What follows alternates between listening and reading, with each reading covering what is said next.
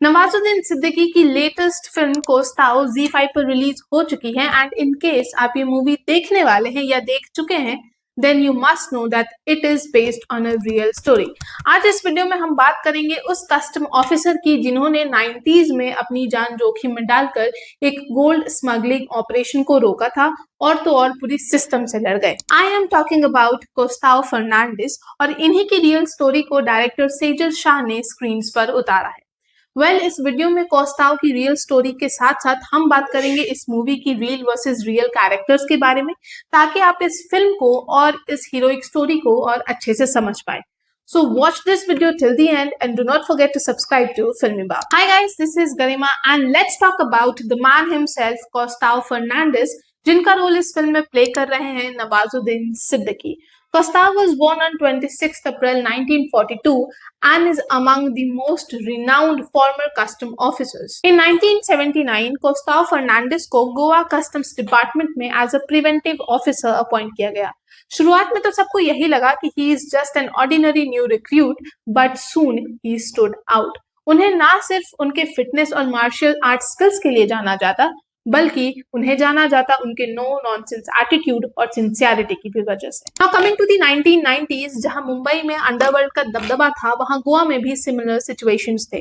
जहां आज हम गोवा को पार्टीज और बीचेस के लिए जानते हैं, उस टाइम ऐसा नहीं था, बल्कि it was also a major hotspot for smuggling and illegal operations, और इन सब में शामिल होते थे कई पावरफुल नेम्स। और 1991 में ऐसी ही एक गोल्ड स्मगलिंग ऑपरेशन के बारे में टिप मिली थी कोस्ताओ को, और इस स्मगलिंग का सीधा सीधा लिंक था गोवा के तब के रहे चीफ मिनिस्टर चर्चिल अलेमाओ से। इस गोल्ड स्मगलिंग ऑपरेशन को लीड कर रहा था अल्बरनाज अलेमाओ, जो कि चर्चिल का भाई था, और इसे अपने भाई के साथ साथ और भी कई पावरफुल पॉलिटिशियंस का सपोर्ट था। इस गोल्ड स्मगलिंग में इतने बड़े बड़े नाम शामिल होने के बावजूद कोस्ताओ एक पल के लिए भी नहीं डरे और दूसरे ही पल उस बीच के लिए रवाना हो गए जहां करोड़ों रुपए का सोना उतरना था।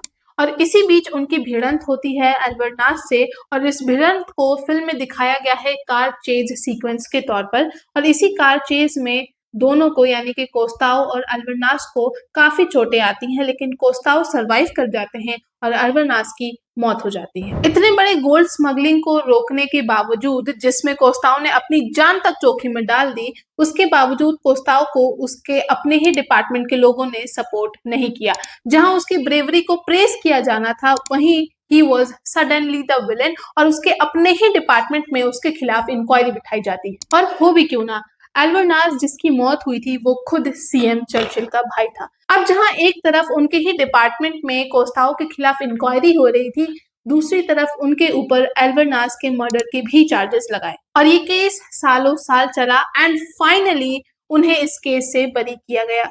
लेटर इन 1996 इसी केस में उनकी ब्रेवरी और कमिटमेंट को एक्नॉलेज करते हुए he was given the president's award. Now coming to the real versus real life characters of Costao, इस फिल्म में प्ले कर रहे हैं नवाजुद्दीन सिद्दीकी कोस्ताओ फर्नांडिस का रोल, वहीं प्रिया बापत is playing his wife Maria. Real life में जहां एलोमाओ ब्रदर्स हैं, वहीं फिल्म में इन्हें रिप्रेजेंट किया गया है एज डिमेलो ब्रदर्स, एंड इसी वजह से कोस्ताओ में है Hussain Dalal as Peter, who is inspired by smuggler Alvernaz Alemao. And lastly we have Kishore Kumar ji, जो कि इस फिल्म में प्ले कर रहे हैं अल्फांसो डी मेलो का character, which is inspired by CM Churchill. So this was all about the real story of Costello and the real versus real life characters of the film.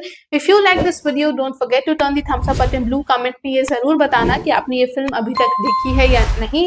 Subscribe to Filmibab for more videos. मिलते हैं एक नए video में, तब तक के लिए सदा फिल्मी रहो। मैं